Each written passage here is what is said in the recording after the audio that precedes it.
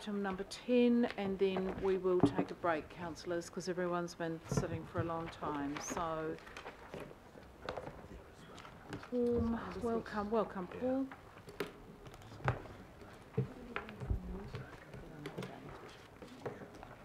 Tēnā koutou katoa, Pomera Noida Ho, and this is Nancy Chu, who is doing the evaluation of the community occupancy guidelines. So what we wanted to do is just really run very briefly through some of the findings and recommendations. I'll hand over to Nancy to do that. So I've only got a really brief presentation to go through the purpose of the evaluation, key findings, recommendations, and the next steps.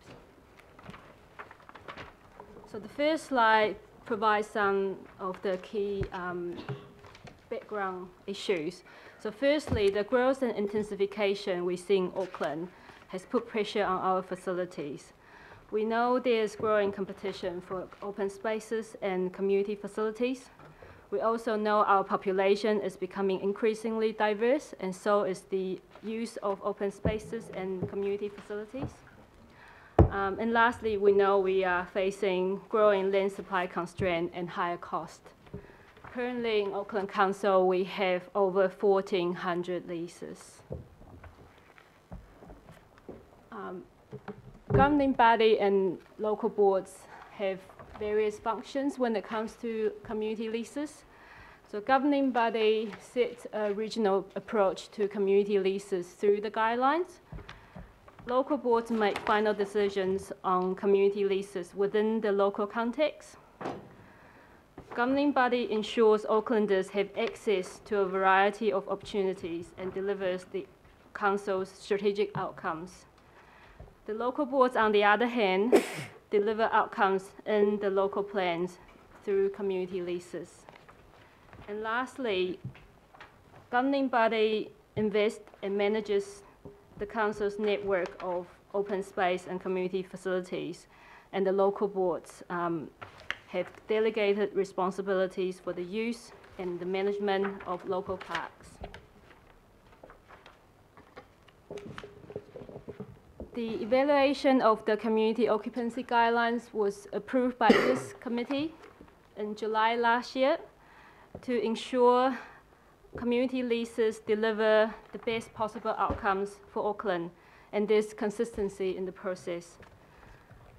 A question we keep asking ourselves during the evaluation is, are the guidelines still fit for purpose and able to respond to growth and diversity across Auckland?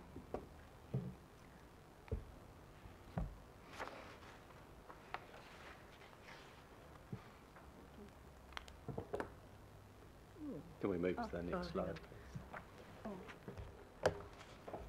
Thank you. Oh, this is the previous.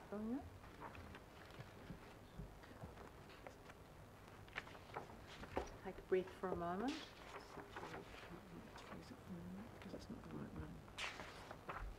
Sorry about that. Oh, yeah. So much trouble on this. No, this isn't.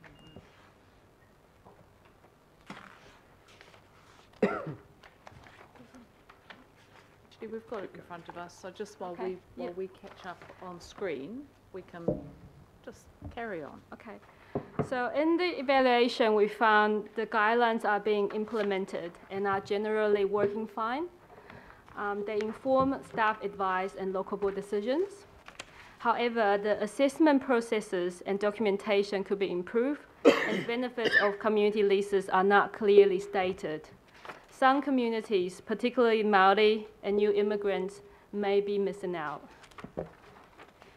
For recommendations, we recommend incremental changes to improve information provided to decision makers on changes to service levels and community benefits. Improve records and evidence collected during the leasing process, and ensure process demonstrates best practice. And the last slide, once we have it on the screen, provides the timeline for implementation. And you can find detailed information on individual changes in attachment C in the report. Thank you. Okay. Thank you. I mean, the report was pretty fulsome. Let's take questions. Councillor Casey.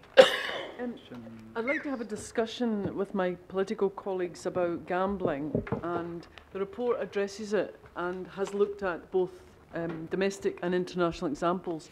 In particular, Stonington Council in Australia has banned gambling from council premises, which I think is a step that we should consider. Given that in our Auckland plan we want to reduce the harm from gambling, given that we have a sinking lid policy on pokies, I think the time is right. And I think only the 3 of the leases that you looked at had pokies. The time is right to say, you know, is that what we want on council land or in council premises? So I'd quite like to have that conversation, and I'm not sure if this is the right time, because it was part of the review of the guidelines, but it's a political discussion rather than a question and answer from the officers. Can you just confirm what I've said is correct, though? That is correct, through the Thank you. chair. Yeah. So we were just having a quick little chat, and I know it was raised with me yesterday, and I was just trying to think of, so is this where a sports club might have pokie machines and the sports club is sited on council property? Okay, just being How clear. many examples are there? What's that? How many examples are there of that? Yeah. Through the chair, there are 3 of the 70 leases 3 of that we 70. reviewed. Okay. Where are they? All right. So, Paul and Nancy, would you want feedback on that? Do we want that debate now, or do we want to? We've got June 2019 to March 2020. We're reviewing council's approach to commercial activities and rents. I'm just not too sure when we have the actual debate, or if we're, because it is a staged implementation and there's, you know, different points where different things happen. I'm pretty open to that discussion happening at the right time. I just don't know whether right now is the right time. Do you have any Might advice? just respond, Madam Chair. Every single time leases have come up, I've raised the issue, and I Yeah. don't think we're ever going to get to it if we don't have it sooner or later. Yeah. So I can see everyone. Yep, we'll just your hands are being observed and you're going on the list. So just take a deep deal breath. with this question? Would- Well, that's just. I'm just trying to. I'm trying to do that. Dean.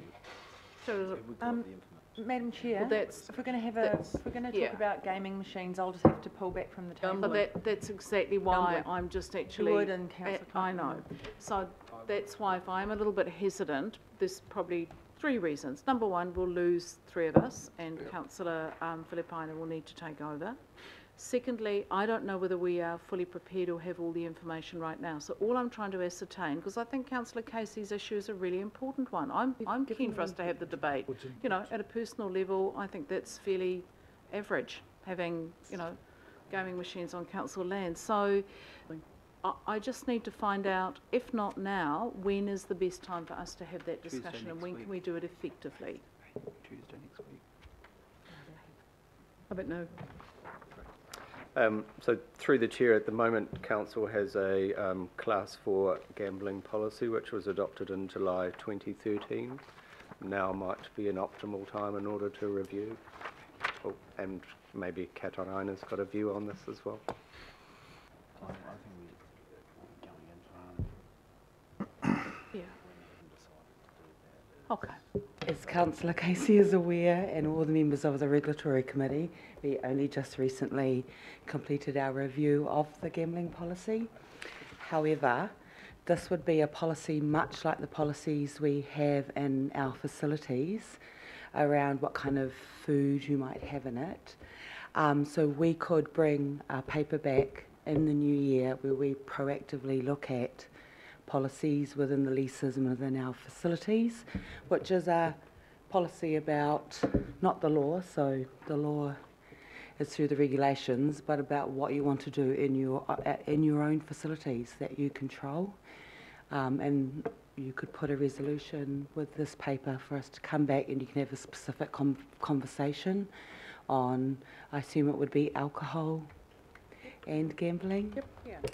I'm happy to do Thanks, that. Kat. I think that's exactly, I was just trying to make my brain separate the 2 issues. So this is about the who we give the lease to. There's then a separate conversation about once lease established and all of these have been ticked off, it's then what happens inside the venue, and that is around food, gambling, alcohol, those issues. So if we could just have we'll just craft up a recommendation that makes sure that this is included in the work that will come back to us. Just through the chair, to be clear, it would be similar to the smoke-free policy Yeah. that council has, but it would look at council's view on gambling and alcohol, particularly within leases and facilities. Okay, so we'll make that a C. Very happy to add that in. Right, Councillor Newman. Yeah, a question. Can I just ask what those three, where are they? Through the chair, I know of only one of those three. Off the top of my head, I have to go and investigate the other two. I mean, Chair, this is a difficult one procedurally because I want to foreshadow that this will probably come up next week when we debate church rates, because we're going to hit churches. We're going to have to address this as well, because it's not fair to rate. I mean, I know it's a different mechanism, different debate, but you can't treat churches and these clubs with liquor licences and Class 4 gaming machines differently when it comes to cost recovery. So I wonder if this is a matter that we can get some rather fast advice from in terms of those locations and the machines and how we treat those particular sites in terms of their current lease. Because I, for one, will be raising this in debate. In debate with regard to the... This will come up next Tuesday when we deal with Gotcha. church rates. Yep, sorry, just clarifying now or then. Yeah, so that's 1 week. Through the chair, yes, we can get a quick memo to all members of this committee, Thank you. giving those details before the end of the week. We will do it as quickly as possible. Thank you. That's really useful, Yep. Kat, thank you. Councillor Walker. Yeah, so I've got a few concerns here. A very real concern is around what we're voting on in terms of a recommendation. And when I look at A1, I don't have such an issue with that, but under 2, increasing transparency, consistency, financial sustainability in the leasing process. And I guess I've got a question around that first. Does our voting for that mean that we're going to be putting up leases and rentals? Through the chair, no. The resolution would be that staff would develop some policy advice around that, and that would come back as a separate item to this committee. Okay, so I'm hearing that we're not going to be doing anything at this point, and I think that's important. The other issue that I've got, Madam Chair, is I haven't seen the snapshot of the 70 examples that you mentioned. I'd certainly appreciate having a much closer look here. I note on page 77 under operational risk it mentions that community organisations might not have the capacity to meet the requirements. And I think the concern that I would raise is that we need some reporting back on what various organisations are delivering on through their occupancy. That occupancy might be a lease, and I'm assuming that's simply the occupation of some land in some instances. In a number of instances, that community organisation might own the building that's located on the land. Then there's the other category where it's a lease of both the land and the building. And there may be maintenance obligations on the part of the organisation. So I guess what I'd be looking for is some comparisons. So what would it cost the council if we were actually incurring the maintenance and running that activity?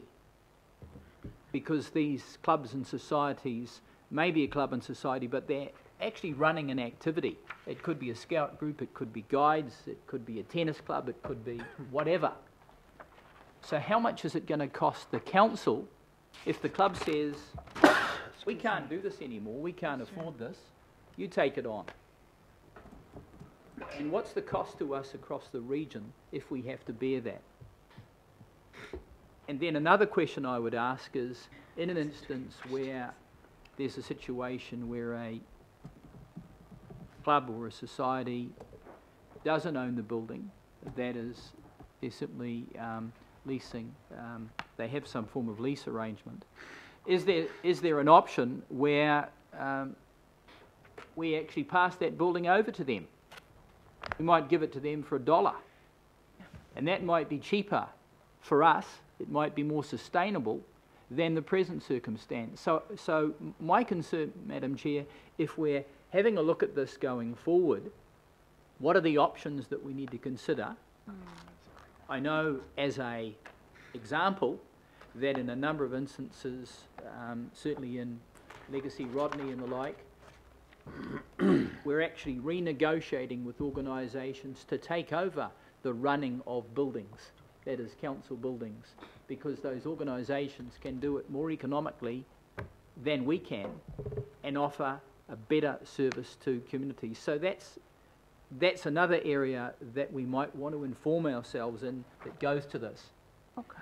I'm particularly concerned, looking at the example of the churches, that we voted for something and I wasn't really aware of the consequences of what we voted, that then had rating consequences for those churches that were fairly immediate. Okay. And So I would- let's not conflate those. So No, we- but I am now really attenuated Yeah. around what I'm voting for, Okay. because I don't want to be party to something that has unintended consequences. Sure.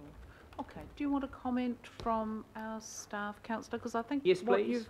you've done is articulate actually pretty well almost what the intention of this is. Let's work out who we're giving the lease to, what are the things they're doing, is it financially viable, how do we support them, and mostly the feedback we've got is that local boards are doing a pretty good job of that.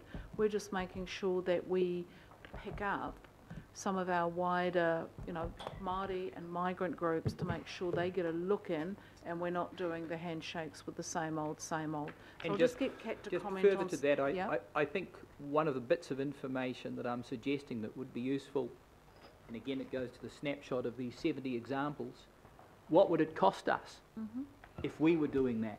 Okay. I'll ask Kat to comment. How much will it cost, Kat? No, just... So for the first question, we can provide you with the Excel spreadsheet that analyses all of the 70 leases. So we will work with governance advisors to get that on the hub. We can also, and this bit would take us a little bit more extra time, we could do them in more of a narrative snapshot for you by local board. So, we could look at them. An Excel spreadsheet can be difficult sometimes to go through, so we could make sure we put them as well in piles by local board, so you can have a look at them. I don't know if you want us to bring 70 snapshots in the huge Excel spreadsheet to this meeting, so we can make that all available to you. In terms of, because of the question you raised about could we pass on particular facilities, so that would be optimisation, and that would come under Council's optimisation policy. I note in the long-term plan that you just approved, the delegations for optimisation have been given to local boards, and that there is a joint governing body local board reference group.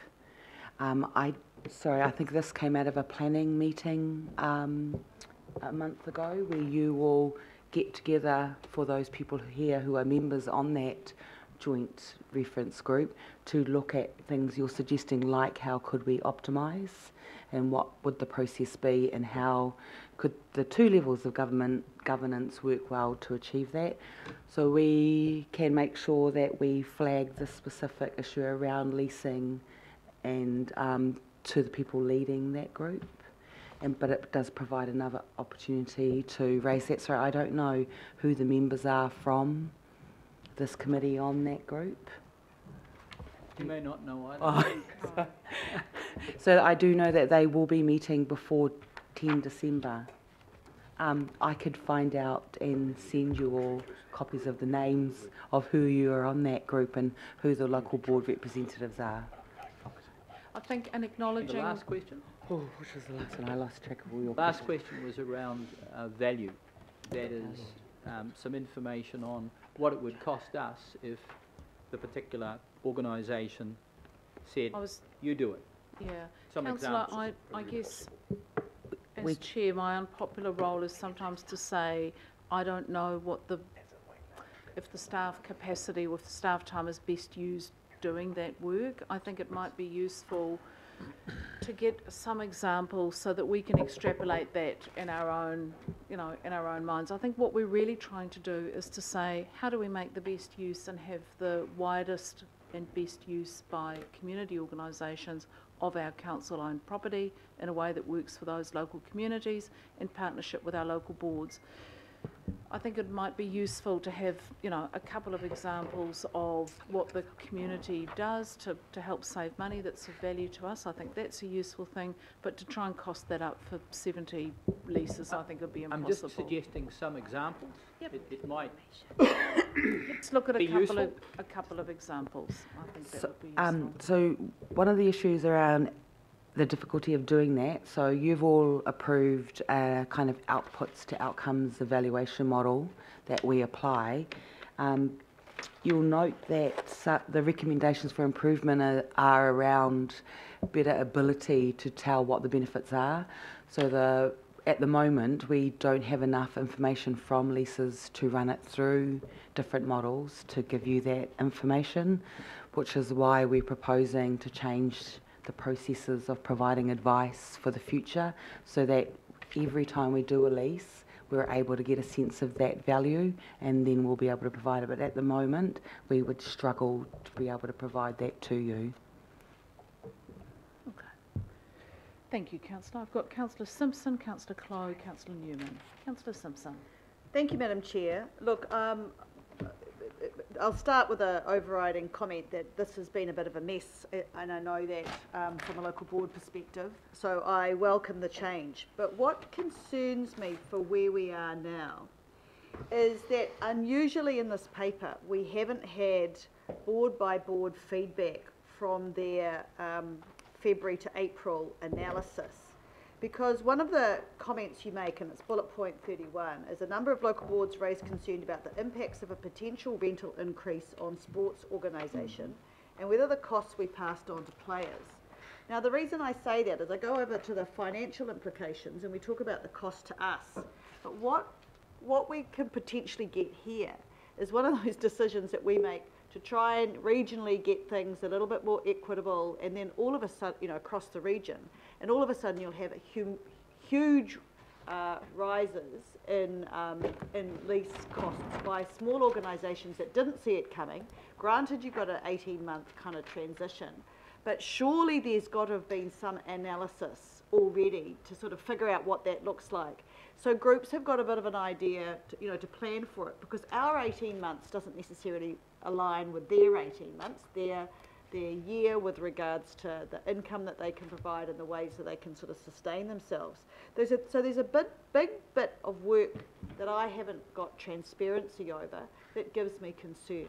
High level, don't have a problem with AI, but the financial sustainability, are we saying here that actually we're asking all leases of community facilities to pay for the overall maintenance of that community facility? What do we mean? What do we mean by increasing transparency? Get that. Consistency? Get that. What do we mean by increasing financial stability? Sustainability, sorry.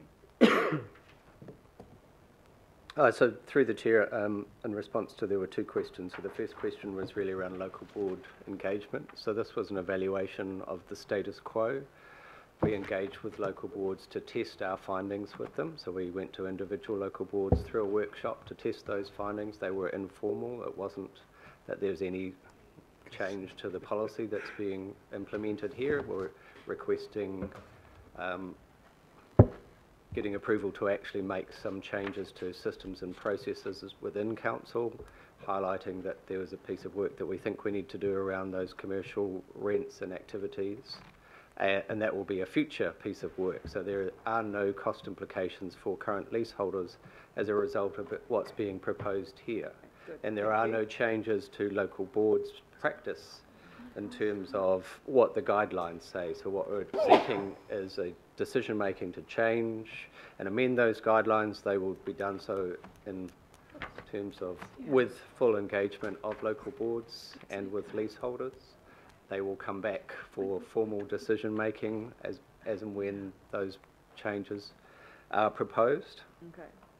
The only aspect in terms of the financial implications for leaseholders at the moment, we have noted, and this is in response to Councillor Walker, some of his questions around costs associated with the assets. We note that some of the reporting by current leaseholders around the status of those assets, their investment and depreciation, there is limited information that's being collected, so therefore we're not able to assess what the long-term sustainability of the actual asset is, and to be able to do some future planning, and we're unsure in terms of what the widespread financial implications would be. We certainly know, and as Kat had said, we can provide some examples where time to time those community organisations are unable to sustain those financial costs and they fall back onto council. We can provide some of those snapshots.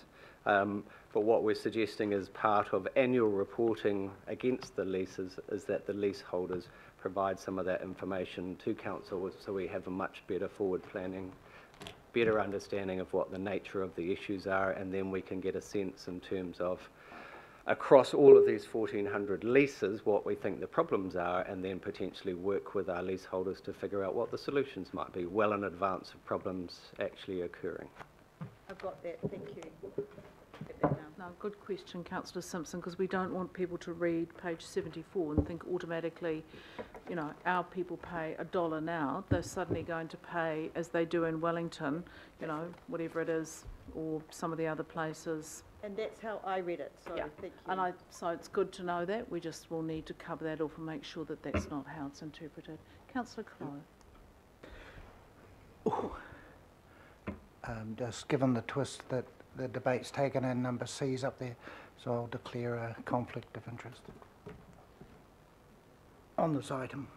I think we can, no, I mean, Linda, Councillor Cooper and myself, as members of a licensing trust, we all have and have declared and will keep declaring a conflict of interest when alcohol and gaming are discussed. However, I think I'm happy to declare that, but I'm happy to vote on this because this is simply asking for a report to come back. It's not a decision on the impacts of that report. So I think the declaring of the conflict is what we do, but we don't need to remove ourselves from that. That's my interpretation. Councillor Newman. Yeah, look, thank you. And I was listening to your reflection following Councillor Simpson's comment, and I have great sympathy for what she said, because I was going to raise something similar. I refer to attachment C of your report, page 3 of attachment C. It's set out on page 129 of our agenda. That the financial sustainability, the issue is the unable to fund the administration costs of leases, approximately 3,710, and what will be different, the review the mechanism for the rental charge based on feedback from local board stakeholders and communities. And I note that your implementation plan has us making those decisions, I think, with the adoption decision being taken in July next year.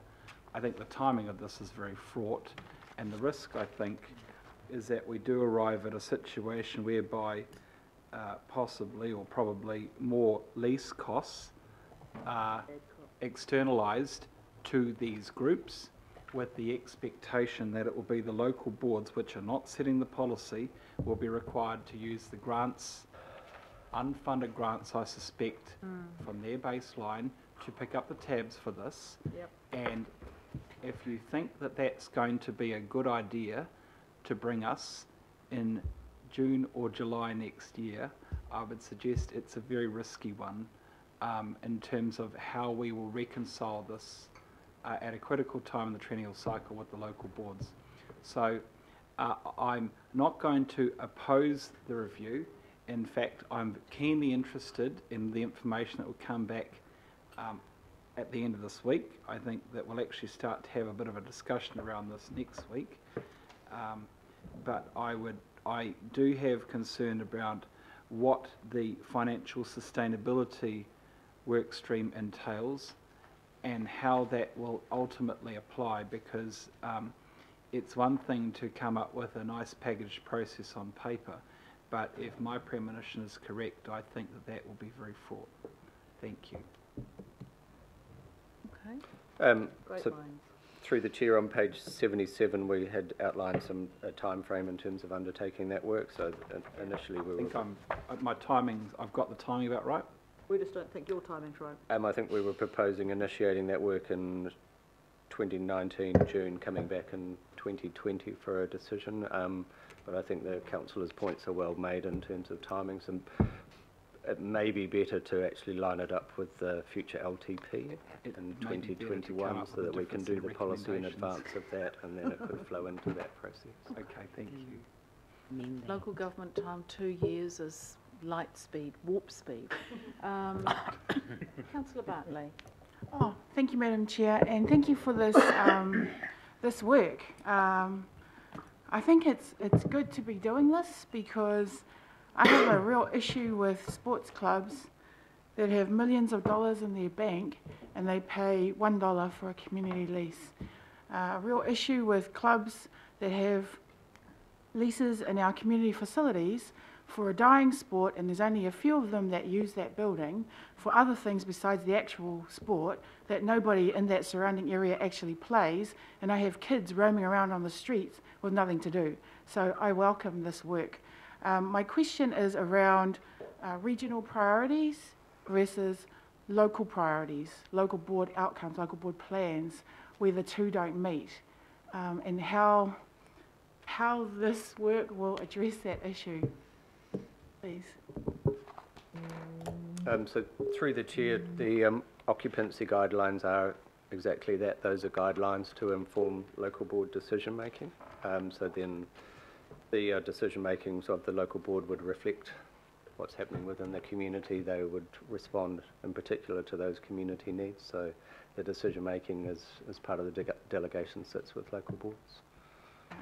I asked that question, Madam Chair, because of point 14 on page 72, and it says that local board decision making needs to consider regional objectives, but in reality, They don't. They don't, and they shouldn't have to. But then we want, regional we want them to consider regional priorities, but in reality, we also want them to govern locally.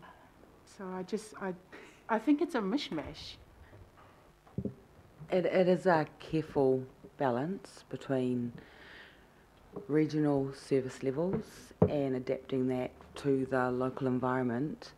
One of the things we have picked up is that we do need to have better mechanisms to provide advice to local boards about what some of those regional service levels are. So, for example, we do that quite well when we're doing licensing under the trade bylaw on public land. So they have to look at all our policies.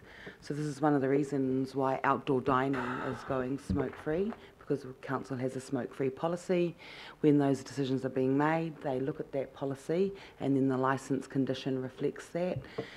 So without undermining local boards' ability to exercise their delegations, we have identified a need for them to consider some of those regional policies.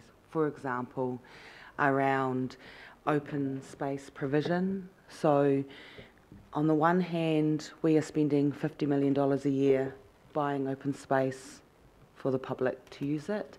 So when they're making a lease decision, we would hope that staff and the templates would help provide guidance on how a lease might affect that provision for the local community. But we'll never get total consistency, because they are taking into account local context and local needs. So, I mean, that's just how the governing structure kind of works together. But I do think lots of people raise different examples of how the practice by local boards is terrible or great, but actually it shows in this evaluation that they do look at the guidance and the guidelines, and they are trying to mix those regional service levels with local need. We're just saying we could do better providing them with a bit more clarity and a bit more information for that decision making.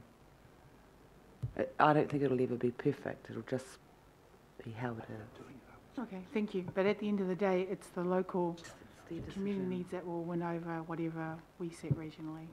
Same thing. Thank you, councillor. Right, and last question or comment, councillor Hills. Thank you, Chair. I guess it is a bit of a comment then, because my questions I don't think are going to be answered. I am confused and I am a bit concerned about the overall tested area as well. There was only one in Kaipatiki, and as far as I can see, is it none in Upper Harbour area? I think.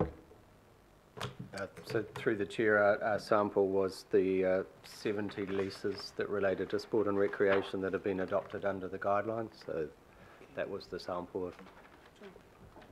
Yeah, maybe that was a misnomer from me at the beginning, but I guess this comes back to the equity discussion, and I know we can't change everything at once, but I still worry what this means for the different groups. So the North Shore is very different, as we know. Community leases are often quite different than other areas. We have more contracted out or to community groups than, say, staffed groups. So I just don't know. When we're talking about the money, that's more of an ideological stance, right? Like I haven't heard anyone saying, look, we need more budget for the administration of, you know, it's mentioned in here, but that's surely up to us that if we decide that we don't have money for that. So libraries are never going to make money from their operations.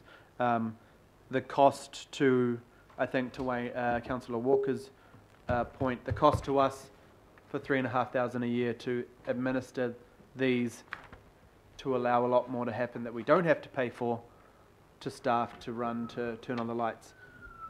I think it's an opinion that I'm not sure that I'm comfortable supporting, because it says the issue is the difficult in meeting admin costs, and this is paid for by rates. But I think a lot of people assume that this is paid for by rates, and a lot of people probably assume that this is a core service that is okay to be paid for by rates. I totally support things like equity, consistency and transparency, and how we can make it easier for our communities and to make it easier to understand. But have we fully investigated things like maybe we only need to administer this every 3 years, or we don't ask for reports or things we don't need, and is it about us reducing our compliance and costs to those groups as opposed to us assuming there's a cost that we have to meet every year? So there's probably a lot of questions, but it seems to me we've put in there like a surprise, it costs us to administer this, but of course it does. But I feel like that is not a negative. I feel like that's just what ratepayer money should be going to, administering and helping our sports and community groups to do a whole lot of work that is actually not ratepayer funded.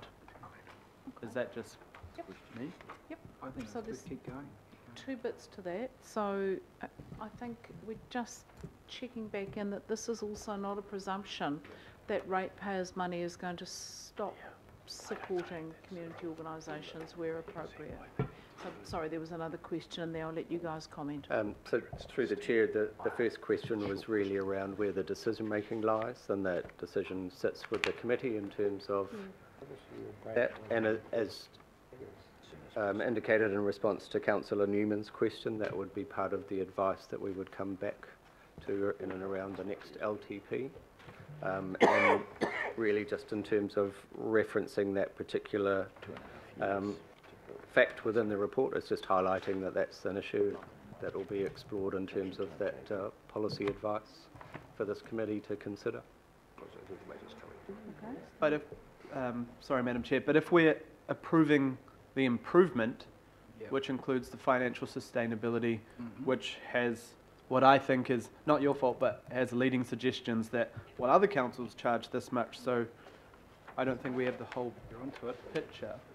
So I'm not saying it's wrong, but I'm saying in my opinion, it's weighted to the fact that it's not sustainable, but actually everything isn't. So libraries wouldn't be sustainable, public transport wouldn't be sustainable. Yeah. But we fund this for... Yeah, so I'm just wondering where this... So we're implementing it, even though we're going to try it out and all that, but what does that actually mean on the ground? Do we get to a year and all these groups have closed because they can't afford that? So I think just to clarify in terms of what is staff advice versus what we've said should be your next steps. So just to re-clarify, we've provided staff advice saying that leases don't wash their own faces. So we're saying, actually, we don't cover our admin costs, and by the way, others also look at above admin costs.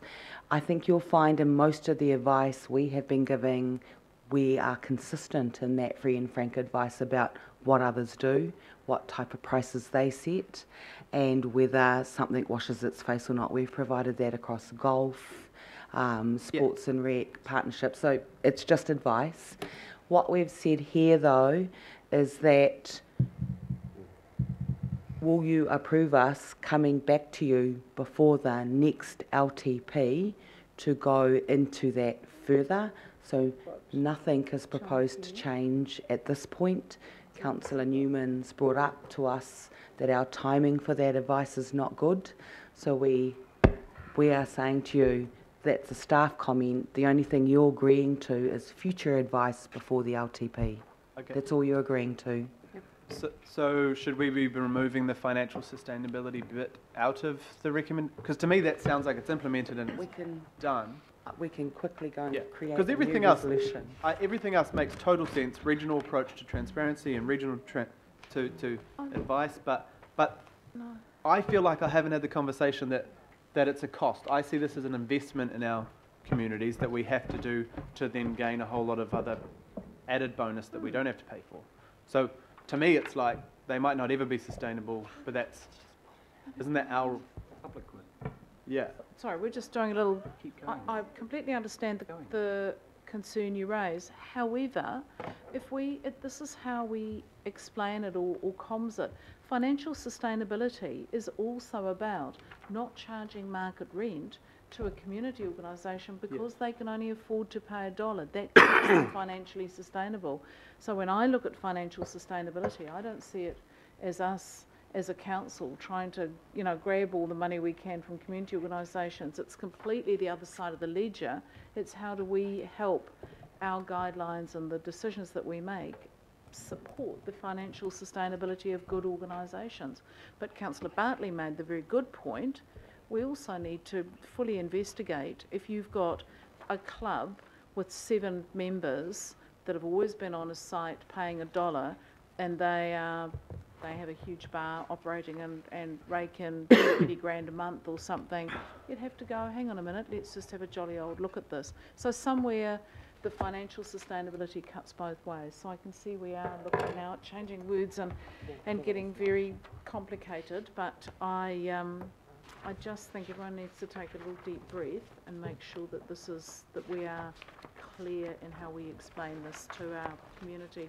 I'll take Member Blair's question and then we'll go back to wherever we've got to with the changes to the recommendation. And through the chair, could I also clarify in terms of the terms of reference that were agreed by this committee? One of those terms of reference was to look at financial sustainability, so we have responded in terms of that advice. The advice that we have provided is in response to the evaluation. It notes that there is an issue. It doesn't ask for a resolution. It says the paper requests that we do further work in this area. So it's saying we think this is an issue. As you asked us to investigate, we're requesting that we do further work in this space, come back as we talked about, in time for the next LTP 2021. I think it's entirely clear, and I think the wording is fine. We just need to understand what we're asking for. We asked for that work to be done. Well, It will one, come two, back three, to four, us don't it? as part of the LTP process. Because with the LTP, that's where we then decide how much money do we put in to actually help fund the propping up of community leases effectively. You know, there is an add-up amount that we'll need to put in. Councillor Hills. Yeah, apologies, Chair. And I'm not trying to be difficult, but it does just say the council was unable to fund admin costs of community leases. This cost is currently funded by rates. So who made that decision that we're unable to fund it? That's my concern, is what we're actually saying is slightly different to, because it says we're unable to fund it, but we're clearly funding it because it says we fund it by rates. So who's deciding we're unable to fund it? That's my. Take the word financial out of. No, I'm not. Maybe I'm missing the point, but No, you're onto it. Keep going. Yeah. So sorry, which? On let's just- page 82. Yep, gotcha. And maybe I'm reading it because it says not aligned. I don't know, but the financial sustainability bit. Just Right. the sentence in there that says the council was unable to fund the admin costs. Oh, through the rent revenue. I Through the get rent it. review, But that's what, yeah. yeah, but this currently is. But to me, that feels like we're now looking for. Oh, Yeah. okay. I think part of what this is, we're saying the right thing, there's just, we're all talking past each other. We're saying that my interpretation of that is it's 3,710 per annum community lease costs or whatever. We're not going to recover that via the rent review. We're paying it through rates. So we're actually funding the cost Yeah. of these operations, which is what I'm hearing everyone asking for. Because ratepayers in the Auckland region pay for this, they're asking for transparency, consistency, and all of those other things, so we don't allow to continue unabated and unchallenged the kind of examples that Councillor Bartley quite rightly cited. But this is no way signalling that somehow we're going to foist all the costs of these community leases onto the community organisations. So this review is not about suddenly getting that revenue from the groups, or is it? That is correct. It is not about that. It's a review of the status quo. Yep. And that decision will come back as part of the LTP, where you look at the appetite you've got for how much money we will put in the budget to prop up our community groups who lease, utilise and run our council-owned buildings and pieces of land. I wonder if we are overthinking this a little bit. I think we're sort of going down a bit of a rabbit hole in this discussion. We now have long and complicated recommendations and all manner of stuff that appears to be happening. I've got Member Blair, Chloe, Cooper. Lunch is there for 12:30. I'm actually going to recommend just a time out. I think we just need to have a break. We haven't had a break since, some of us have been here since 7 in the morning.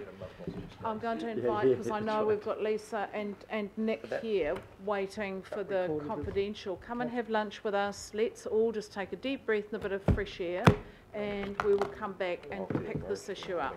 And that gives me a chance to read all our recommendations that now seem to be charging. So let's stand adjourned for half an hour.